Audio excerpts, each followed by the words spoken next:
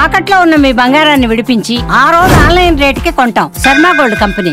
నమస్తే, మీరు చూస్తుంది సుమన్ టీవీ. నేను మీ కీర్తి. నాతో పాటు ప్రముఖ ఆస్ట్రాలజిస్ట్ సురేష్ బాబు గారు ఉన్నారు. నమస్తే సురేష్ బాబు గారు. కీర్తి గారు నమస్కారం అండి.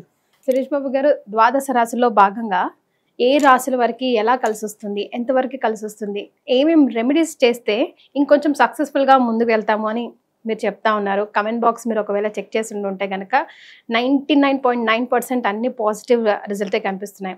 యాజ్ ఇట్ ఈస్ జరుగుతుందండి. రెమెడీస్ ఫాలో అయితే మాకు ఉపశమనం లభిస్తుందని నిజంగా దేవుడు ఇచ్చిన బ్లెస్సింగ్సే అనుకోవాలి. మీరు అలా చెప్పడం, మాకు అలా కలిసి రావడం కూడా. మనం ఈ మార్చి మంత్ కనుక చూసుకుంటే మనకి తెలుగు మాసాల్లో కోయిన్సిడెన్షియల్గా మనకి ఫాల్గుణ మాసం స్టార్ట్ అవుతుందండి.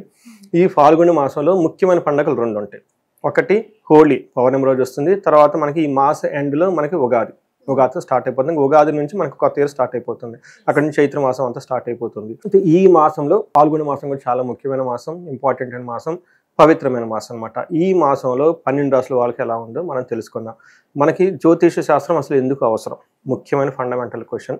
మహర్షులు ఈ జ్ఞానాన్ని మనకి ఇచ్చింది ఎందుకంటే ధర్మార్థ కామ మోక్షాలు కనుక సాధించేటప్పుడు అనుకూలమైన పరిస్థితులు, ప్రతికూలమైన పరిస్థితులు ఉంటాయి అనమాట. మనం ఏమంటారు, చాలా క్లవర్గా ఉండాలి. ఎక్కడైతే మనకు అనుకూలంగా ఉందో అక్కడ మన ఎనర్జీని అంతా ఉపయోగించుకోవాలి. ఎక్కడైతే మనకు ప్రతికూలంగా ఉందో ఆలోచించుకొని 1-2 సార్లు రెమెడీస్ తీసుకొని ముందుకు ప్రికాషన్స్ తీసుకొని వెళ్ళాలండి.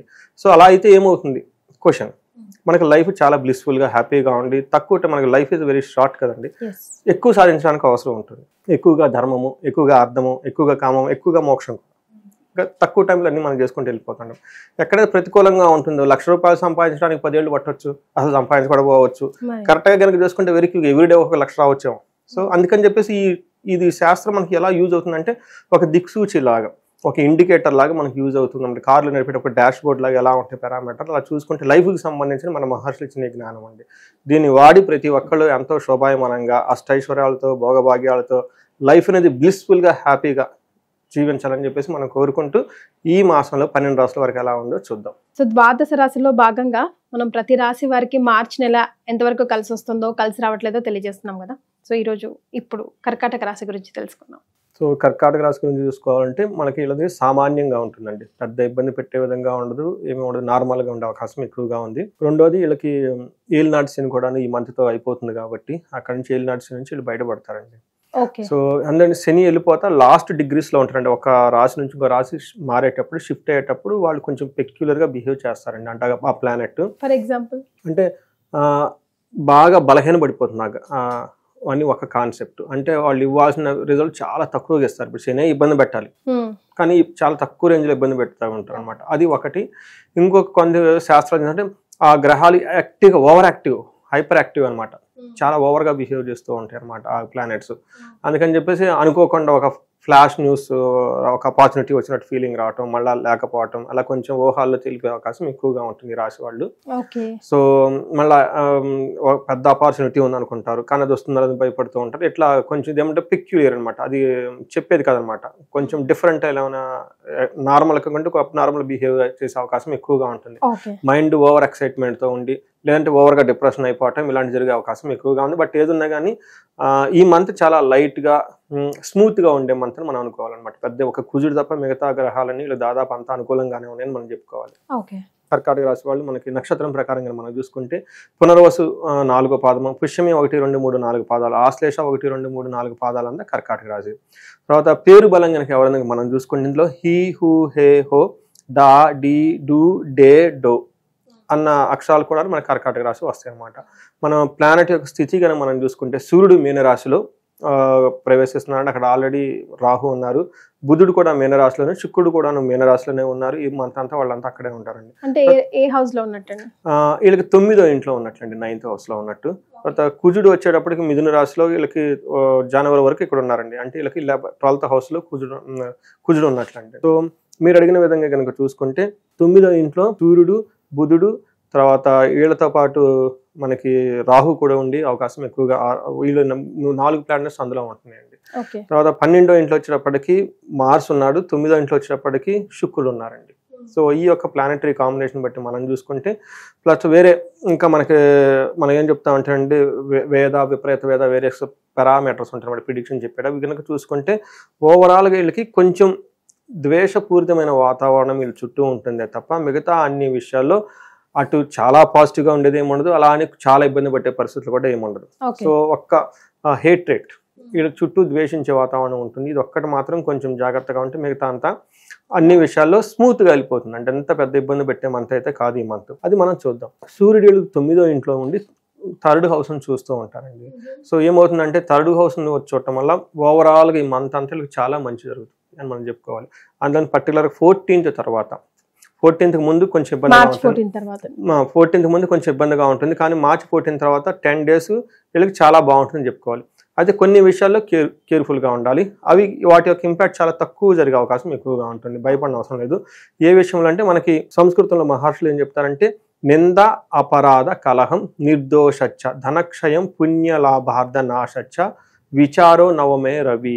9వ ఇంట్లో కనుక నవం ఉంటే ఎందుకంటే నింద అపరాధం అంటే వీళ్ళకి అపరాధం అంటే తప్పు చేయకపోయినా కానీ వీళ్ళని తప్పు చేశారని బ్లేమ్ చేసే అవకాశాలు, నిందలు వచ్చే అవకాశం ఎక్కువగా ఉంది. గొడవలు పడే అవకాశం ఎక్కువగా ఉంటుంది. ఎందుకు గొడవ పడతారంటే వీళ్ళు నిర్దోషి, వీళ్ళది ఏమి తప్పు లేదు, జెన్యూన్ హానెస్ట్, అయినా కానీ వీళ్ళతో గొడవ పడే అవకాశం ఎక్కువగా ఉంటుంది. అంతేకాకుండా ధనక్షయం, డబ్బు వీళ్ళది ఎప్పటిదాకా ఏమైనా సేవింగ్ అవి ఇవి పెట్టుకుని ఉంటే ఈ టైంలో ఎక్కువగా ఖర్చు అవకాశం ఎక్కువగా ఉంటుంది. పుణ్య లాభార్థ, పుణ్య లాభాలు అంటే ఏదైనా మంచి మంచి పనులు కనుక మనం చేస్తుంటే గుడికి వెళ్ళాలి కానివ్వండి, ఇంకోటి కనుక చేస్తే ఒక మంచి పనులు సదుద్దేశం చేసుకుంటూ వెళ్ళిపోతుంటే అందులో కొంచెం ప్రాబ్లమ్స్ వచ్చే అవకాశం ఎక్కువగా ఉంటుంది. ఏ ఉద్దేశంతో అయితే వీళ్ళు ఈ పనులు చేస్తున్నారో ఆ ఉద్దేశానికి నెరవేర్త చాలా కష్టపడాల్సి వస్తుంది అనమాట. అంతేకాకుండా రకరకాలుగా ఆలోచనలు అనుమానాలు ఎక్కువగా వీళ్ళు ఎంటాడితే అవకాశం ఎక్కువగా ఉంది. బట్ ఇది గుర్తుపెట్టుకోవాల్సిందంటే చాలా తక్కువగా జరుగుతుంది, చాలా చిన్న చిన్న వ్యవహారాలు జరుగుతుంది. పెద్ద పెద్ద విషయాలు అయితే అంత ఇబ్బంది పెట్టేమి ఉండదు. అందుకని సాధారణమైన మంత్ అని నేను చెప్తాను అనమాట. కుజుడు కూడా మిక్స్డ్ రిజల్ట్ మళ్ళీ. సో వీళ్ళకి కూడాను ఫారిన్ వెళ్ళాలనుకున్న వాళ్ళకి కానివ్వండి, మనకేంటంటే ప్రవాసం వ్యాధి పీడాంచ బంధు వైరం ధనక్షయం దేహ పీడాంచ సంచారం, అంటే ఎవరైనా కనుక ఫారిన్ వెళ్ళాలి అన్న ప్లాన్స్ ఉంటే ఇది ఒక మంచి యోగ్యతనిస్తుంది. తర్వాత రోగాల వల్ల బాధలు, బంధుద్వేషము, ధన నాశనము అని కూడా మనకు చెప్తారండి. అంతేకాకుండా వీళ్ళకి 3rd హౌస్లో దృష్టి ఉండటంతో మనీ వచ్చే అవకాశం ఎక్కువగా ఉంటుంది. శత్రువుల పైన చాలా ఎక్కువగా విజయం వచ్చే అవకాశం ఎక్కువగా ఉంది. తర్వాత వీళ్ళకి లాస్ ఆఫ్ మనీ, మెంటల్ వరి, అనవసరమైన మానసిక ఒత్తిడి ఈ రాశి వాళ్ళకి ఎక్కువగా ఉంటుంది. అది ఒకటి. శని మారుతూ ఉండటం అనేది మనం అనుకోవాలి. 9th హౌస్లో రాహు ఉండటం అనుకోవాలి. అంటే 7th హౌస్లో దృష్టి కుజుని యొక్క ఇంపాక్ట్ ఉండటం వల్ల అయితేనేమండి పార్ట్నర్స్ ద్వారా కానివ్వండి, లేదంటే వైఫ్ అండ్ హస్బెండ్ రిలేషన్ ద్వారా కొంచెం మానసిక ఒత్తిడి ఎక్కువగా ఉండే అవకాశం ఎక్కువగా ఉంది. శుక్రుడు వీళ్ళకి చాలా యోగ్యతనిస్తున్నారు. మనకి చెప్పాలంటే వీళ్ళు ఇప్పటిదాకా కొంచెం సూర్యుడు మిక్స్డ్ రిజల్ట్ ఇచ్చిన, కుజుడు సరిగా లేకపోయినా కానీ శుక్రుడు వీళ్ళకి చాలా చాలా యోగ్యతనిస్తున్నారు. చాలా మంచి పర్టికులర్గా ఈ మ్యాటర్స్ లవ్, రొమాన్స్, ప్లేజర్స్ ఇలాంటి విషయాలు కనుక వాళ్ళు ప్లాన్ చేసుకుని చాలా చక్కగా ఉంటుంది. అయితే శుక్రుడు ఏ విధంగా ఉపయోగం చేస్తారంటే వస్త్రలాభో మహా ఆరోగ్యం గురుభక్తి స్వధర్మకృత్, ఓకే, చిత్త శుద్ధి రభీష్టరార్థ సిద్ధి నవమస్తే భవేద్ గురు అని చెప్తారు. వస్త్రలాభం ఉంటుంది, ఆరోగ్యం బాగుంటుంది, గురువులందు చాలా భక్తిగా ఉంటారు. స్వధర్మకృత్ అంటే అప్పటిదాకా వాళ్ళకి ఏమన్నా యాంబిషన్స్ అవన్నీ ఏమన్నా ఉంటే ఎలాంటి డిస్టర్బెన్స్ లేకుండా వాటి మీద బాగా ఫోకస్ చేసి మంచి మనసుతోటి చక్కగా పని చేసుకుంటూ కావాల్సిన పని చేసుకుంటూ ఉంటారండి. సో ఇది చాలా ఇంపార్టెంట్. శుక్రుడు వల్ల చాలా బాగా ఉపయోగం ఉంది. ఓన్లీ వీళ్ళు కుజుడు కొన్ని విషయాల్లో తక్కువగా ఇబ్బంది పెట్టే ఉంది తప్ప మిగతా అంతా చాలా బాగుంది. ఇది ఒక మంచి టైం అని మనం అనుకోవాలి యాక్చువల్గా కర్కాటక రాశి వాళ్ళకి. రైట్. సో మరి నక్షత్రాల ప్రకారం కర్కాటక రాశి వారికి ఎలా ఉంటుందండి? వీళ్ళకి 3 నక్షత్రాలు అండి, పునర్వసు, పుష్యమి, ఆశ్లేష. పునర్వసు నక్షత్రం గనక మనం చూసుకుంటే వీళ్ళకి ఫారిన్ వెళ్ళాలి అనుకునే వాళ్ళకి చాలా బాగుంటుంది. తర్వాత వస్త్రలాభం, షాపింగ్ అవన్నీ చేసి చక్కగా తీసుకునే అవకాశం ఎక్కువగా ఉంది. 2 విషయాలు కేర్ఫుల్గా ఉండాలి. ఒకటి దేహ పీడనము, మరణతుల్యము. ఈ 2 విషయాలు చాలా కేర్ఫుల్గా ఉండాలి. తర్వాత పుష్యమి నక్షత్రం, వీళ్ళకి ఫారిన్ వెళ్ళాలి అనుకునే వాళ్ళకి చాలా చాలా ఉపయోగం అవుతుంది. పుష్యమి నక్షత్రం వాళ్ళు మనం ఈ సిరీస్ చేయకముందు హాఫ్ అన్ అవర్ ముందు ఒక కాల్ వాళ్ళకి ఫారిన్ దీని గురించి మాట్లాడుతున్నారు. బిజినెస్ వీసాకి అప్లై చేస్తున్నాము. ఈసారి చాలా ట్రబుల్ గా ఉంది కదండి ఇప్పుడు ట్రంప్ వచ్చిన తర్వాత, అందుకని నా దగ్గరకు వచ్చారు.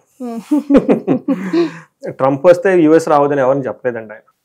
అవుననుకోండి, అక్కడ ఉన్న వాళ్ళకి కొంచెం ఇల్లీగల్ గా వచ్చిన వాళ్ళు తీసేస్తారు. కానీ ఏదేమైనా మనకు మాత్రం రాసి పెట్టుంటే మనం ఎట్లయినా వెళ్ళిపోతాం, అంతే కదండి. అవునండి. మనకి చూడండి ఇప్పటికి ఇండియా నుంచి యుఎస్ కి ఫ్లైట్ వెళ్ళటం ఏం ఆగలేదండి. టికెట్ బుక్ చేసుకున్నది ఎక్కడ ఏం తగ్గలేదు. ఇంకా ఎక్కువ అవుతున్నారు, సమ్మర్ వస్తున్నారు, అంతా బుక్ చేసేసుకుని వెళ్ళిపోతున్నారు. అందుకని చెప్పేసి బయట హెడ్ లైన్స్ ఉండేది వేరండి, ఇక్కడ ఉండేది వేరు. మనం ఏదో అనుకుంటాం వాళ్ళు ఏదో కొంత సమ్ ఎక్స్టెంట్ ఉంటుందండి, నేను కాదనండి, బట్ అంతలాగా పోయేదైతే ఏమి ఉండదండి. అందులో నాగాలన్నా కానీ మన ఇండియన్స్ సాగుతారండి. మరి ఇండియన్స్ ఆగే రకమా మీరు చెప్పండి. కెనడా అంత వాళ్ళ కంట్రీస్ ఏమైంది మళ్ళీ రప్పిస్తున్నారు, మధ్యలో ఆపేశారు అనుకుంటారు అంతే.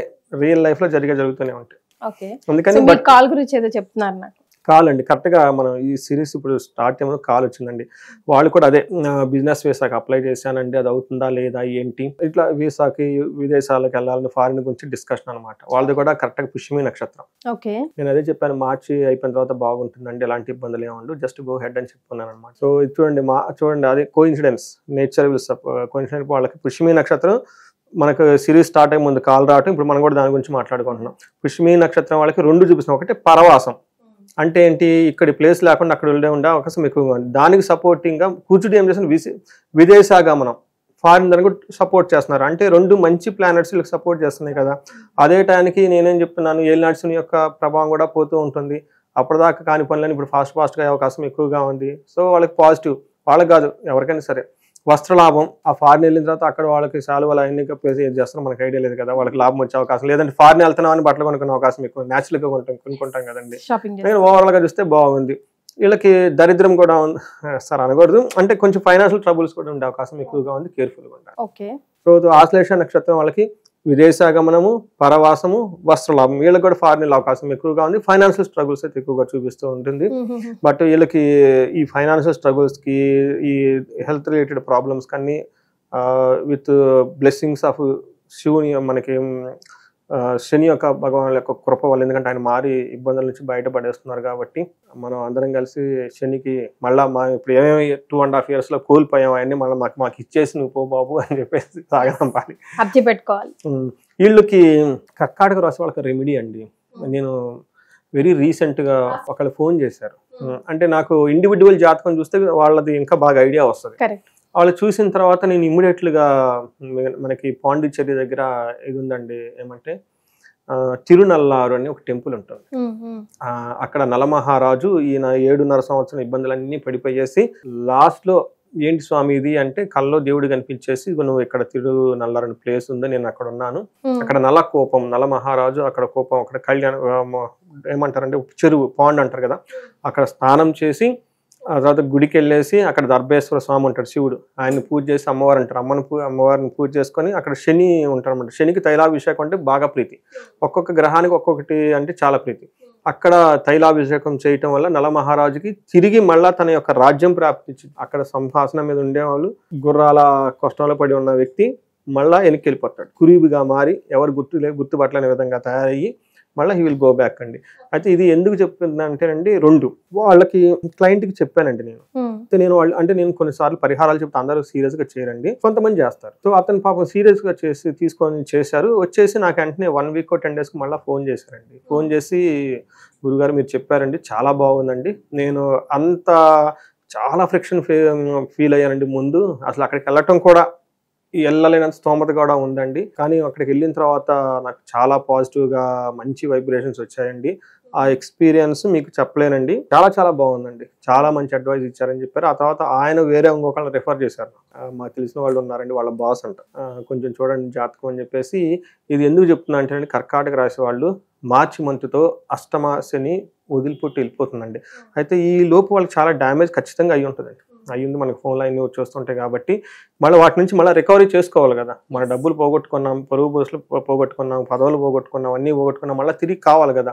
ఇప్పుడు అలా నలమహారాజు నిన్న మాకు ఒక క్లయింట్ ఈ 2 ఎవిడెన్స్లు పట్టుకుని, అదేమో పురాణిక్ స్టోరీ, ఇదేమో రియల్ స్టోరీ, రియల్ లైఫ్లో జరిగిన ఇన్సిడెంట్స్ అనమాట. అందుకని ఎవరైనా కానీ కర్కాటక రాశి వెళ్ళగలిగితే కనుక ఈ రోజుల్లో మనకి ట్రైన్లో అవన్నీ ఏమన్నాయంటే పెద్ద కష్టమేం కాదు వెళ్ళటం కనుక, తిరునల్లారు కనుక వెళ్ళి అక్కడ శనిని దర్శించుకొని తైలాభిషేకం చేసి కనుక వస్తే చాలా చాలా చాలా పాజిటివ్గా ఉంటుంది. వెళ్ళేసి మన కామెంట్ బాక్స్లో కామెంట్ పెట్టమని. ఎస్, సో విన్నారు కదా, శనిని ఇక థ్యాంక్స్ చెప్పి మళ్ళీ అప్పుడే పట్టుకోవద్దు అని రిక్వెస్ట్ చేసి ఇప్పటి వరకు జరిగిన నష్టం నుంచి కంప్లీట్గా బయటపడి పాజిటివ్ వేగా ముందుకెళ్ళాలంటే గురుగారు చెప్పింది ఫాలో అవ్వండి. వెళ్ళేసి వచ్చిన తర్వాత మీకు ఎలా అనిపించిందో కమెంట్ చేసి చెప్పండి, నచ్చితే 4 షేర్ చేయండి, అంతే కదండి. కరెక్ట్ అండి, ధన్యవాదాలు. ధన్యవాదాలు.